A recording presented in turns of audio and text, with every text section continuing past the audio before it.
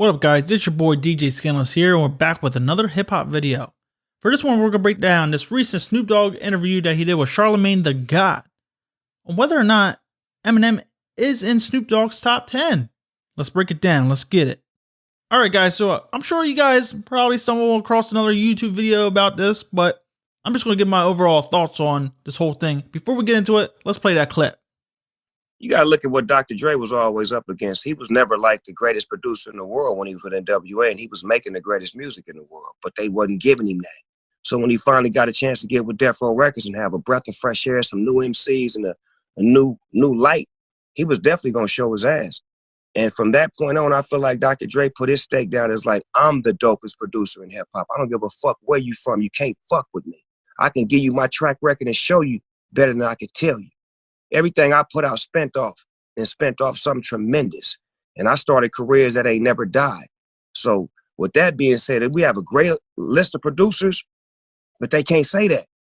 You ain't put out a nigga from the West, a nigga from the Midwest, a nigga from the East, and all of them successful? Yeah. It's never no long list of finding talent. Every time you come out, this nigga find jewels and he make Eminem, the great white hope. White rappers had zero respect in rap. Let's keep that 1,000. None. He has probably put Eminem in a position where he could be labeled as one of the top 10 rappers ever. I don't think so, but the game feels like he's top 10 lyricists and all that comes with it, but that's just because he's with Dr. Dre, and Dr. Dre helped him find the best Eminem that he could find. Because there's some niggas in the 80s that he can't fuck with. Like who? Like Rakim. Yes, sir. Like Big Daddy Kane. Yes, sir. Like KRS-One, like LL Cool J. Shall I go on? When you talking about this hip-hop shit that I can't live without, I can live without that. So in this, Snoop said that Eminem, the great white hope, white rappers had zero respect in rap. And I feel like that's very much true because before Eminem got into the game, you had Marky Mark, Vanilla Ice as the main rappers that were white. Mostly those guys were just flashes in the pan. They didn't have a very vast catalog of, say, a Dr. Dre, of a Snoop, of an Eminem, 50 Cent, whatever. They didn't have those many type of hits that these rappers had. They only had Vanilla Ice's Ice Ice Baby was a hit. That was it. Flashes in the pan. So when Snoop says that white rappers had zero respect in the rap game, that's very much true because back then, it was virtually uncommon for a white rapper to be successful in rap. But then Snoop also says Dre was probably the reason as why he put Eminem in that position where he could be labeled as one of the top 10 rappers ever. And then he also goes on to say that Dr. Dre helped him find the best Eminem that he could find. Now that's very much true because will we have as many hits from Eminem early on in his career if it wasn't for Dr. Dre's production? It's very well possible that Eminem could have made the songs on, say, Sony, Def Jam. If he would have got signed to a different label, Eminem very well could have made these songs over different beats and with different producers. Maybe he would have went with Irv Gotti, Swiss Beats. You don't really know. DJ Premier, you don't really know. Eminem could have made hits with anybody. But Dr. Dre and his whole aura, I think, put Eminem on a pedestal very fast. It gave him the limelight very fast. So I will give him that. Dr. Dre was a main catalyst that pushed Eminem early on in his career. But that's not to take away from anything from Eminem's actual talent and lyrical ability on these records. But what's actually funny about this is Snoop goes on to say that he puts Slick Rick, KRS-One, Ice Cube, Big Daddy Kane, Rakim before Eminem. Okay, I can understand that based on the way you're raised and maybe the way you're brought up and what era you're brought up in. Maybe you have a different top 10 than anyone else. See, I don't really like getting in the whole top 10 dispute thing because it could be a different reason why you have a rapper on your top 10 list that someone else doesn't do because they just relate to you more. Their music hits at home more to you based on your life situations and things you've been through or what era you were brought up within. See, for me, I was raised on 90s music, so I love Tupac, Biggie, Nas. So when Big Daddy Kane and Rakim were all in their prime, I basically did not exist back then. But through YouTube and through Spotify and buying their albums and whatever online and in stores still, I was able to gain an understanding of their type of hip hop and how they progressed it as artists as well. But to me, I'm always going to relate to 90s rap a lot more than modern rap and 80s rap. That's just the way it is. So I can understand from Snoop's standpoint that he likes 80s rappers more so than 90s rappers. But the key thing here is that Snoop was actually on Jimmy Kimmel back in 2017, and he named his top 3 rappers. It was Slick Rick, Ice Cube, and Snoop Dogg. And if you're a big Eminem fan, you know that Eminem made his whole list. He didn't even have himself on his own list. But Snoop, he has the balls to put himself on the list and not give praise to Eminem, Biggie, Tupac, Nas, or anyone else like that. I can see it that Snoop thinks of hip hop and the roots of hip hop being vastly different than the way that Eminem cultivated it, really, right? Because hip hop in the 80s and 90s was mostly centered around storytelling, right? Whether it be about police brutality, be about drug dealing, be about life in the ghetto, coming up through that, coming out of it. And then when you look at Eminem's music, you could say it was more about his mother, more about rapping about pop stars and his beefs with them, rapping about popping pills. It's a very different type of category of rap, I would say. And Eminem appealed to more white fans as opposed to 90s rappers that appealed to blacks and Hispanics, right? So I can understand from that standpoint, Eminem didn't do much to boost the current state of hip hop back then for blacks and Hispanics as well. But I see so many times that people say, oh, well, Eminem, he only got as big as what he was because he was white. He was able to appeal to the white fans. I don't think it really matters what type of fan that you're trying to appeal to. If you're still rhyming, you still have the structure, the flow of a hip hop song, you're still storytelling, that's still hip hop to me. It doesn't matter if you're rapping to black people, brown people, white people, yellow people, it does not matter. But what I find a bit hypocritical here, I love Snoop, and I love Snoop's records that he made with Tupac and Dre and everyone else. But what I find a little bit hypocritical here is, like I said, Snoop put himself on his own top 3 list. Eminem didn't even put himself on his own top 10 list, I think, right? But also, Snoop went at him saying that Dr. Dre is the main reason why Eminem got big. Hello, Snoop, don't you remember that Doggy Style got big because of Dr. Dre, Daz Dillinger, Death Row? You can make the case for any rapper in the game. If they didn't have this record producer, would they be as big? Would Dr. Dre be as big? If he didn't have NWA?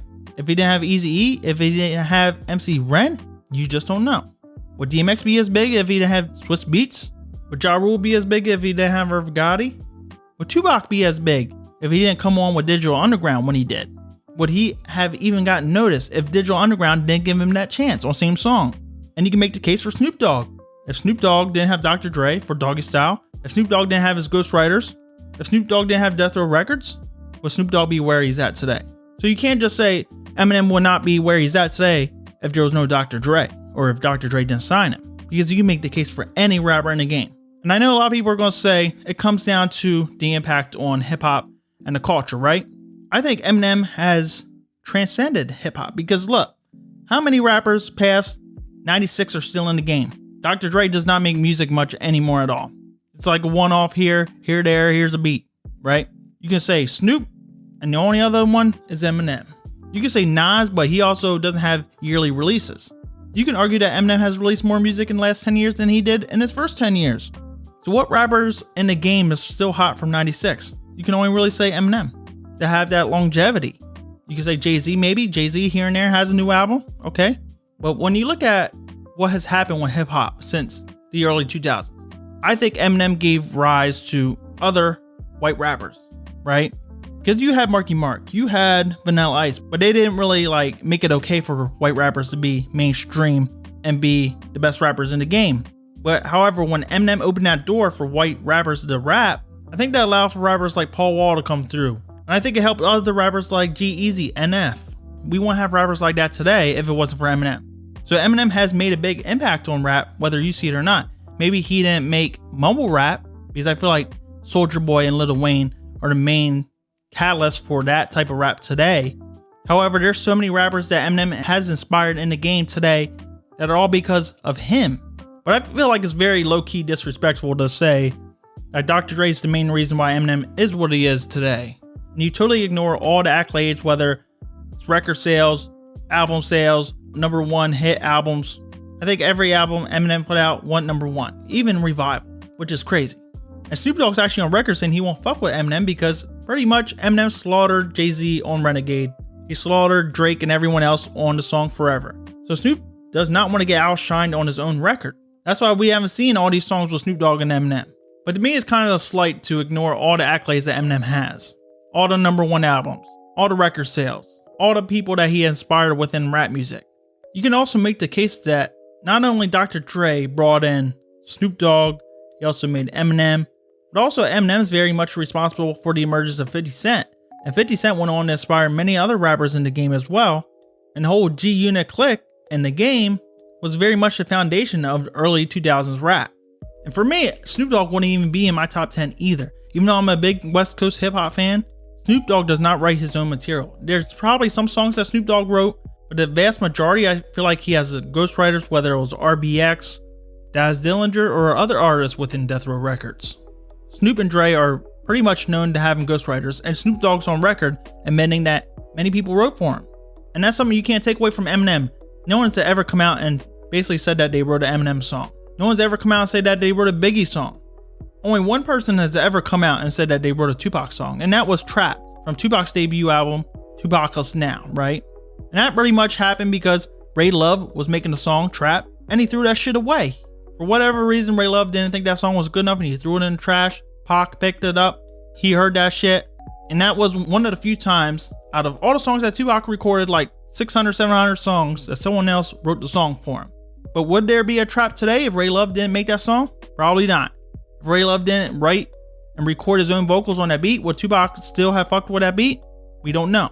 But I believe Ray Love only wrote the first verse and maybe half of the second, and all the rest of the other half of the song is by Tupac. But out of like 700 songs that Tupac has rumored to record, then the majority is written by himself, and that just shows you how of an amazing writer he was. So you gotta look at it from being a top 10 rapper. You gotta look at impact, you gotta look at storytelling, you gotta look at flow, you gotta look at relatability, and you gotta look at whether they write their own shit. Dre, Snoop don't write their own shit most of the time, and it's kind of hypocritical for me to say because I love Eazy-E, but Eazy-E also had ghostwriters, so it's hard for me to put him also in my top 10 too. But anyways, guys, drop a comments below how you feel about this. Do you feel like Snoop's out of pocket here going to Eminem? You know, I don't think we'll hear a diss song or anything from Eminem. Maybe Eminem will clap back on Twitter. I don't really know. But since everyone's cool with Dre, I feel like this shit will be hashed out. I just don't get why Snoop threw Eminem under the bus here. Basically, just like a couple months ago how he threw shade at Tupac, and you can find that video on my channel where Snoop Dogg's doing the Red Table Talk with Jada Pinkett Smith. But I really just want to know, what does Eminem have to do to be everybody's top rapper? I get it.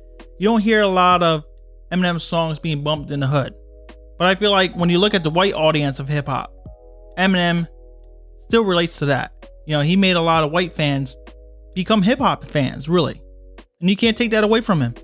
Just because he rapped about being raised in a trailer park, he raps about domestic abuse, he raps about problems with his mother, does not just say it's not hip hop, right? Just because it's a different type of rap. And for Eminem to still be in the game today, still making hits, whether or not you like the song or not, whether you think it's too lyrical and not storytelling driven like it used to be, he's still making hits, he's still on top of the charts. That just proves that he's one of the best. You know, I love Rakim, I love KRS-One, but you don't see them out right now. And even in the 90s, when Tupac came in the game, Eazy-E came in the game, Biggie came in the game, those rappers found it hard to eat. They found it hard to still get a plate in the hip hop game. Yeah, Big Daddy Kane, you had MC Hammer doing songs with Tupac to get noticed more. Now, don't get me wrong, I fuck with more songs from 80s and 90s rappers than I do with Eminem. But I still love Eminem's workout songs. I still feel like Eminem's one of the greatest lyricists of all time. And I still feel like he's made a big impact on hip hop music in general. Maybe it's just Snoop being salty, I don't know. Because pretty much when Eminem came along, Dr. Dre and his whole team were all working with Eminem more so than Snoop Dogg. So I definitely feel like there's some type of animosity there. But like I said, guys, drop your comments below how you feel about this. Do you feel like Eminem is a guest in hip hop's house? Do you feel like he's earned his stripes? Let me know. This is DJ Skillin signing out. Peace out.